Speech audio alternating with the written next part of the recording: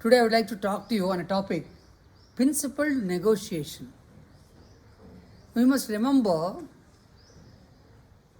there is no day passes without we encountering a situation where we have to come to an agreement with one person or more of them. It's basically an interactive communication process between two people or more than that. Now you can always bargain, that doesn't require much of preparation. Bargaining is inefficient and it also spoils relationships. So the alternative to bargaining is negotiating on merits. So, what is negotiation on merits? That is called principled negotiation. Why principled? Because people involved here are basically problem solvers. That's why the solution becomes amicable, and it's also efficient, and it's a win-win solution what you are looking at. So there are four basic points in negotiation. First one is you have to separate these two, problem and the people. Focus on the problem, not on the people. So in other words, be hard on the problem but soft on the people. Second point is interest versus position. There are interests for each side who are sitting in the negotiation.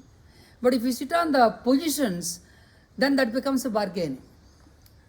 So interests actually define the problem.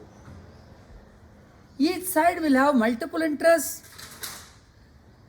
These interests can be common sometimes, they can be conflicting, they can be complementary, they can be shared. Make a list of these interests, then invent options. Now let me share a story here.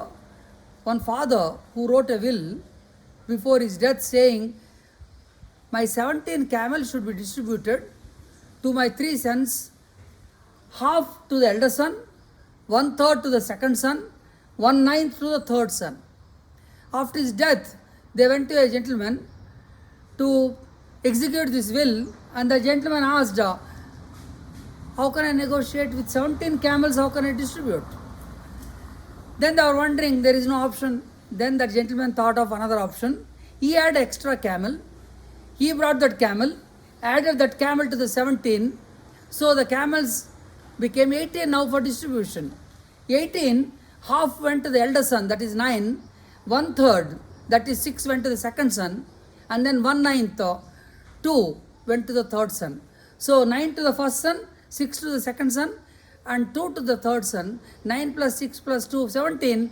And then the balance 1 camel was given back to the man who was distributing. That's why look at the options, not visible to you, they are much beyond visible. Use the objective criteria. Criteria used has to be fair, and it has to be followed with certain procedures. Now there are 4 specific tools you have to follow for negotiation. Number 1, develop your BATNA. BATNA is best alternative to the negotiated agreement. That means you have to be very clear what is not acceptable to you, that is a better option for you. Suppose you want to sell your house, say it's for 1 crore.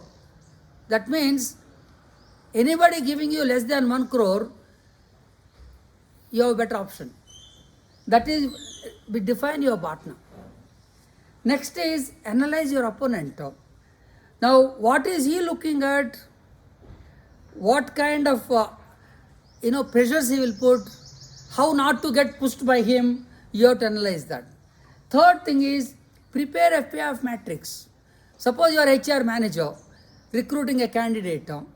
Now that candidate, there can be, his interest can be basic salary, his interest can be location, your interest can be date of joining.